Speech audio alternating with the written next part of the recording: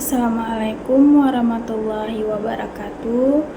Pertama-tama, marilah kita panjatkan puji syukur kehadirat Allah Subhanahu wa Ta'ala, karena atas rahmat dan karunia-Nya kita masih diberikan kesehatan, nikmat iman, serta kesempatan untuk menuntut ilmu dan menjalani aktivitas dengan baik hingga saat ini.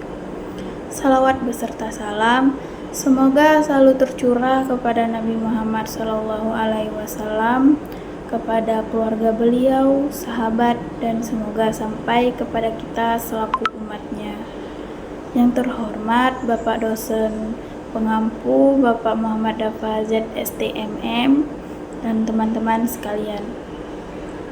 Perkenalkan, nama saya Nurul Syuhada dengan NIM 250201063. Di kesempatan kali ini saya ingin menyampaikan sedikit kultum tentang bahaya dan keutamaan menjaga lisan. Nah, teman-teman, kadang kita merasa lisan itu hal biasa, tinggal ngomong aja gitu. Tapi sebenarnya lisan itu sangat berpengaruh dalam hidup kita. Karena dari lisan seseorang bisa merasa senang, sedih, bahkan sakit hati. Makanya dalam Islam, menjaga lisan itu penting banget. Bahkan banyak masalah besar awalnya hanya dari perkataan kecil yang tidak dijaga. Kadang orang bisa putus pertemanan, ribut keluarga, bahkan bermusuhan hanya karena ucapan yang menyakitkan. Allah memberikan kita mulut bukan hanya untuk berbicara, tapi juga untuk dijaga. Sebelum berbicara, seharusnya kita berpikir dulu nih, apakah ucapan itu baik atau justru menyakiti orang lain. Rasulullah SAW pernah bersabda, siapa yang beriman kepada Allah dan hari akhir, hendaklah berkata baik atau diam. Hadis ini sederhana, tapi maknanya sangat dalam.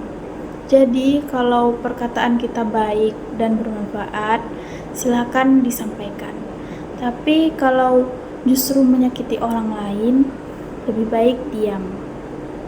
Kadang kita menganggap bercanda itu biasa, tapi belum tentu orang lain menganggap itu lucu. Bisa saja dia sakit hati tapi hanya diam. Apalagi sekarang banyak orang gampang ngomong kasar, menghina fisik orang lain, body shaming, menyebar gosip, dan merasa itu hanya candaan. Padahal dalam Islam menjaga perasaan orang lain itu penting banget.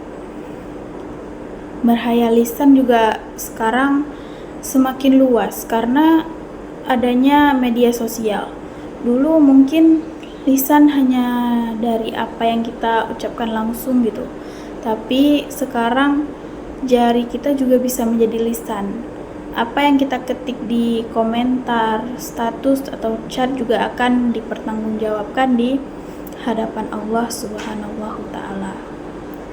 Nah, kadang orang sangat mudah gitu menulis komentar jahat di media sosial karena merasa tidak bertemu langsung. Ada yang menyebarkan berita yang belum tentu itu benar, ikut menghina orang lain, membuat fitnah, bahkan menjatuhkan seseorang. Padahal Allah Subhanahu wa Ta'ala juga mengingatkan dalam Al-Quran agar kita menjaga ucapan dan berkata yang baik. Karena kita harus berhati-hati sebelum berbicara ataupun sebelum mengetik sesuatu. Biasakan berpikir dulu nih, kalau aku ngomong ini ada manfaatnya nggak ya? Atau kalau aku tulis ini bakal nyakitin orang lain nggak ya gitu. Karena mulut yang tidak bisa dijaga bisa menjadi sumber dosa, dan kadang dosa dari lisan dianggap sepele padahal dampaknya itu besar. Tetapi sebaliknya, kalau kita menjaga lisan, keutamaannya juga banyak sekali. Orang yang lisannya baik biasanya lebih disukai orang lain. Ucapannya menenangkan, tidak suka menyakiti, dan tidak suka membicarakan keburukan orang lain. Menjaga lisan juga bisa membuat hati lebih tenang, karena kita tidak sibuk membicarakan hidup orang lain terus-menerus. Kadang orang yang suka gibah atau membicarakan keburukan orang lain justru hidupnya itu capek sendiri karena terlalu sibuk mengurus hidup orang lain. Nah, selain itu, lisan juga bisa menjadi sumber pahala. Misalnya dengan berzikir, membaca Al-Quran, memberi nasihat yang baik, menyemangati teman, atau berbicara lembut kepada orang tua. Jadi mulut yang sama bisa menjadi jalan dosa, tapi juga bisa menjadi jalan pahala. Tergantung bagaimana kita menggunakannya.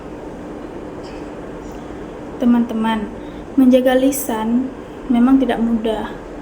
Kadang kita emosi, kesal, atau terbawa suasana tongkrongan sehingga ngomong sembarangan, tapi justru disitulah kita belajar mengontrol diri. Orang yang kuat bukan orang yang paling keras ucapannya, tapi orang yang mampu menahan dirinya saat marah. Nah, mulai sekarang mungkin kita bisa belajar pelan-pelan nih. Kurangi berkata kasar, kurangi gibah, kurangi komentar jahat di media sosial, dan biasakan berbicara yang baik, karena perkataan baik sekecil apapun bisa menjadi pahala.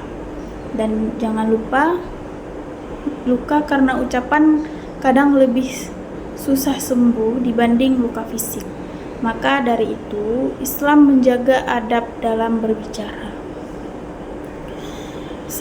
Semoga setelah mendengar kultum ini, kita bisa lebih berhati-hati dalam berbicara, baik secara langsung maupun di media sosial, agar lisan kita menjadi sumber kebaikan dan pahala, bukan sumber dosa. Mungkin itu saja yang bisa saya sampaikan. Kurang lebihnya saya mohon maaf. Wassalamualaikum warahmatullahi wabarakatuh.